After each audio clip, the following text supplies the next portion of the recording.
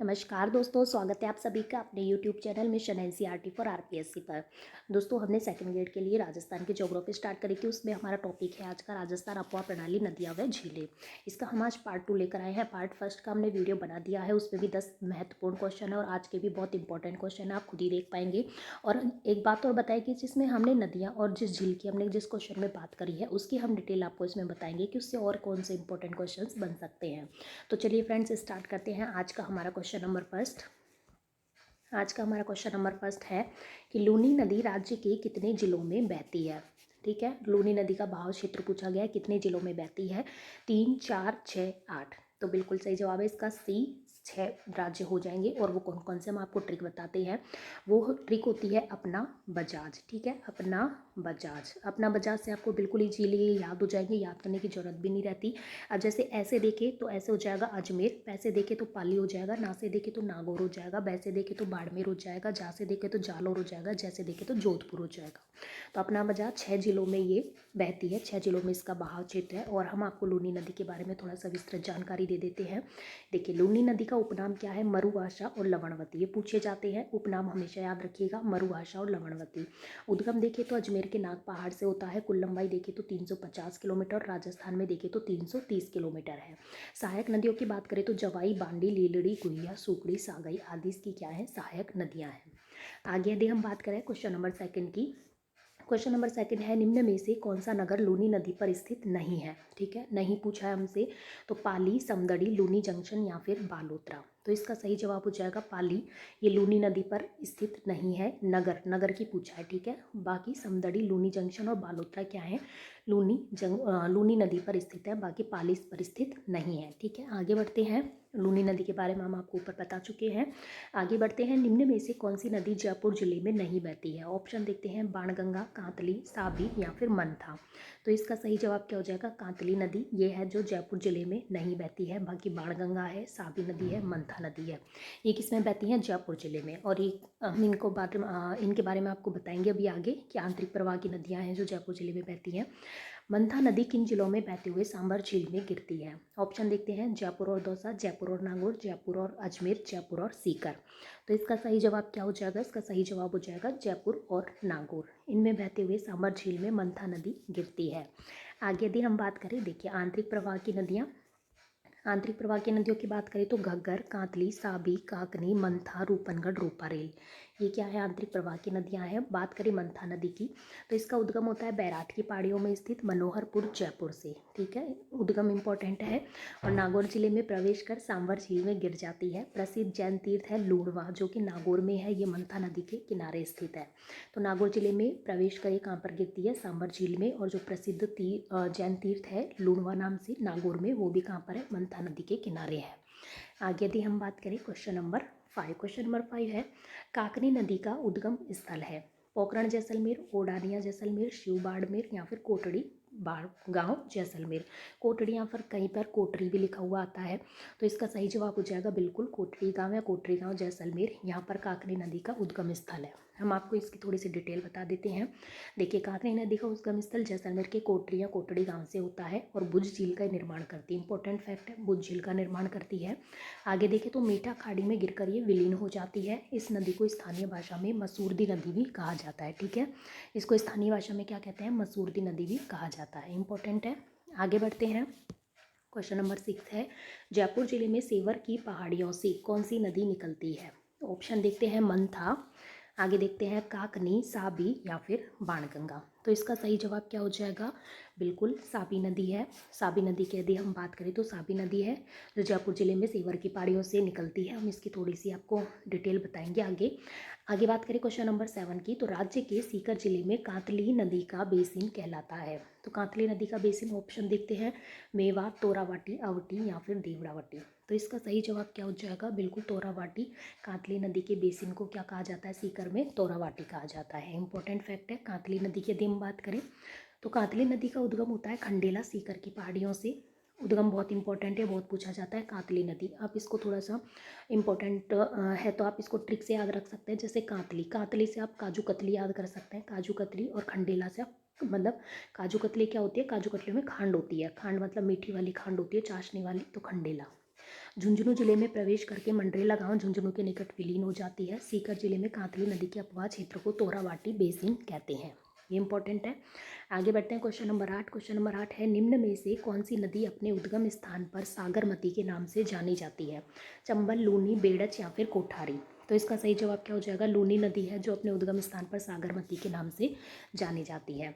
आगे हम लूनी नदी की थोड़ी सी बात करें तो उपनाम मरुआशा लवणवती, उद्गम अजमेर में नाग पहाड़ से, कुल लंबाई 350 किलोमीटर, राजस्थान में 330 किलोमीटर। सहायक नदियाँ जवाई, पांडी, लीलड़ी, गुहिया, सुकड़ी और सागाई। आगे यदि हम बात करें क्वेश्चन नंबर 9 की, तो आंतरिक प्रवाह प्रणाली की सबसे लंबी नदी कौन सी है? लूनी, घग्गर, कांतली या फिर डी ऑप्शन है काकनी? तो इसका सही जवाब क्या हो जाएगा? इसका सही जवाब हो जाएगा घग्गर, बिल्कुल, जिसको मृत नदी के नाम से भी जाना जाता है। मृत नदी के नाम से जाना जाता है। इंपॉर्टेंट फैक्टर, आंतरिक प्रवाह प्रणाली की सबसे लंबी नदी है। हम बात कर लेते हैं घग्गर नदी की। तो उद्गम होता है शिवालिक श्रेणी हिमाचल से, राजस्थान में प्रवेश होता है टिब्बी हनुमानगढ़ के समीप तलवाड़ा झील से। सामान्यतः यह नदी बटनेर हनुमानगढ़ के समीप ही विलीन हो जाती है, लेकिन अच्छी वर्षा होती है तो सूरतगढ़ श्रीगंगानगर तक भी बहती है, और अच्छी वर्षा होती है तो पाकिस्तान तक अपना पानी लेकर जाती है। और घग्गर नदी को मृत नदी के नाम से जाना जाता है। घग्गर नदी का पाठ क्षेत्र नाली कहलाता है। दोनों ही फैक्ट बहुत इंपॉर्टेंट है। घग्गर नदी का जो पाठ क्षेत्र है वो क्या कहलाता है? नाली कहलाता है, पूछा गया है। और मृत नदी, घग्गर नदी को मृत नदी के नाम से जाना जाता है। आगे यदि हम देखते हैं क्वेश्चन नंबर 10। हमारा क्वेश्चन नंबर 10 है कि राज्य में सबसे ऊंचा बांध किस नदी पर है? हमसे पूछा है सबसे ऊंचा बांध किस नदी पर है। इंपॉर्टेंट क्वेश्चन है। और यदि हम इसके ऑप्शन देखें तो ऑप्शन है चंबल पर है, बनास पर है, माही पर है या फिर जाखम पर है। तो बिल्कुल जो राजस्थान राज्य का सबसे ऊंचा बांध है वो है जाखम नदी पर, और जाखम नदी है माही की सहायक नदी। तो हम आपको थोड़ी सी बता देते हैं डिटेल जाखम नदी के बारे में। जाखम बांध है, और जाखम नदी पर जो बांध है उसका नाम क्या है? जाखम बांध है, जो कि प्रतापगढ़ में है। आगे यदि हम बात करें इसके उद्गम की, तो इसका उद्गम कहाँ से होता है? इसका उद्गम होता है छोटी सादड़ी, प्रतापगढ़ से ही इसका उद्गम होता है। माही की ये सहायक नदी है, ठीक है। और छोटी सादड़ी प्रतापगढ़ से निकलकर ये उदयपुर, डूंगरपुर जिलों में बहते हुए बिलाड़ा गांव के पास सोम नदी में मिल जाती है। और इसकी सहायक नदियों की बात करें, जाखम नदियों की सहायक नदी की, तो कौन कौन सी हो जाएंगी? करमाई और सूकली नाम की इसकी दो सहायक नदियाँ हैं। एक तो है करमाई और एक है सूकली, ठीक है। इस टाइप की इसकी दो सहायक नदियाँ, और ये खुद किसकी सहायक नदी है?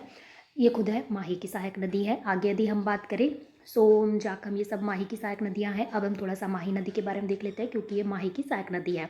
उपनाम देखें तो वागड़े काठल की गंगा इसको कहा जाता है। उद्गम देखें तो मध्य प्रदेश के धार जिले की मेहद झील से इसका उद्गम होता है, ठीक है।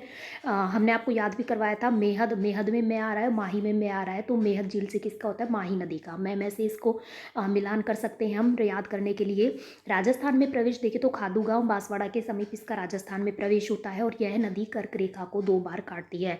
वेरी इंपॉर्टेंट फैक्ट है कि जो ये नदी है माही नदी है, कर्क रेखा को कितनी बार काटती है? 2 बार काटती है। इसी प्रकार की 2 अफ्रीका की नदी है जो इन तीनों रेखाओं में से 2 रेखाओं को 2 बार काटती हैं, ठीक है। तो ये कुल मिलाकर 3 नदियां हैं, जिसमें से एक हमारे राजस्थान की माही नदी। तो ये अपने आप में बहुत इंपॉर्टेंट क्वेश्चन हो जाता है। पूरे विश्व ज्योग्राफी के अकॉर्डिंग ये बहुत इंपॉर्टेंट क्वेश्चन है कि कौन सी नदी है जो कर्क रेखा को 2 बार काटती है? तो माही नदी है राजस्थान की, ठीक है। कुल लंबाई देखें तो 576 किलोमीटर है, और राजस्थान में लंबाई देखें तो लगभग 171 किलोमीटर है।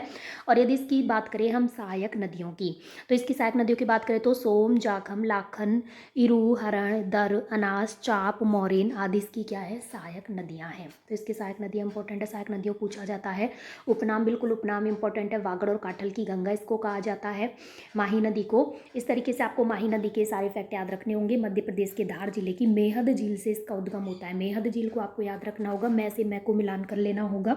इस तरीके से हम इसको याद रख सकते हैं। इसका उद्गम स्थल पूछा जाता है, ठीक है। और राजस्थान में माही नदी खादू गांव बांसवाड़ा के समीप प्रवेश करके और उल्टे यू आकार में घूमती हुई गुजरात के प्रवेश खंबात की खाड़ी में ये गिर जाती है, ठीक है। कर्क रेखा को 2 बार काटती है, यही ज़्यादा इंपॉर्टेंट फैक्ट है। और यह नदी देखें तो सर्वप्रथम बांसवाड़ा एवं प्रतापगढ़, उसके बाद बांसवाड़ा एवं डूंगरपुर जिलों के मध्य सीमा बनाती है, ठीक है। तो बांसवाड़ा और प्रतापगढ़ की सीमा भी बनाती है, और बांसवाड़ा और डूंगरपुर जिलों की सीमा भी ये बनाती है। माही नदी देखें तो मध्य प्रदेश, राजस्थान एवं गुजरात 3 राज्यों में बहती है। माही नदी कौन कौन से राज्यों में बहती है फ्रेंड्स? ये पहले एमपी से तो निकलती है मेयत झील से, तो एमपी से आते हुए कहाँ पे आती है? फिर आती है ये राजस्थान में, उसके बाद ये जाती है गुजरात में, ठीक है। इस तरीके से आपको ये याद रखना होगा। और यदि देखें तो बांसवाड़ा एवं प्रतापगढ़ जिलों में स्थित जो माही का अपवाद क्षेत्र है वो क्या कहलाता है, छप्पन का मैदान। ये बहुत इंपॉर्टेंट है, छप्पन का मैदान। छप्पन का मैदान पूछा जाता है काफ़ी एग्जाम में, तो आपको छप्पन का मैदान याद रखना होगा। माही नदी के द्वारा जो अपवाद क्षेत्र है बांसवाड़ा प्रतापगढ़ जिले में, उसको कहा जाता है छप्पन का मैदान, ठीक है। और माही नदी पर गुजरात में कौन सा बांध बना हुआ है फ्रेंड्स, कड़ाना बांध माही नदी पर गुजरात में बना हुआ है। ये कुछ फैक्ट है जो आपको याद रखने होंगे। और यदि एक फैक्ट और बात करूँ तो इस नदी को वागड़ व कांठल की गंगा तो कहा ही जाता है, इसके साथ ही दक्षिण राजस्थान की स्वर्ण रेखा भी इसको कहा जाता है। दक्षिण राजस्थान की स्वर्ण रेखा किसको कहा जाता है, माही नदी को कहा जाता है, ठीक है। इस तरीके से आपको त्रिवेणी संगम भी ये बनाती है। बेणेश्वर डूंगरपुर में माही, सोम, जाखम 3 नदियों का मिलकर क्या बनता है, त्रिवेणी संगम बनता है, ठीक है, जहाँ पर आदिवासियों का कुंभ का मेला भी बढ़ता है। तो इस तरीके से आपको ये सारे इंपॉर्टेंट फैक्ट हैं, ये सभी याद रखने होंगे। हम आपको इसमें पूरे हमारे आज के 10 क्वेश्चन हो गए हैं। आगे के क्वेश्चन हम लाएंगे नेक्स्ट वीडियो में, तब तक बने रहिए मिशन एनसीईआरटी फॉर आरपीएससी के साथ। अपना इसमें मूल्यांकन करते रहिएगा कि आप किस कंडीशन पर बिलोंग करते हैं, अपनी मेहनत बरकरार रखिएगा। तो चलिए फ्रेंड्स, मिलते हैं नेक्स्ट वीडियो में नेक्स्ट क्वेश्चन के साथ। जब तक दीजिए हमें इजाज़त, धन्यवाद। यदि आपको हमारा वीडियो और चैनल पसंद आता है तो वीडियो को कीजिए लाइक, चैनल को कीजिए सब्सक्राइब और ज़्यादा से ज़्यादा वीडियोज़ को कीजिए शेयर। धन्यवाद।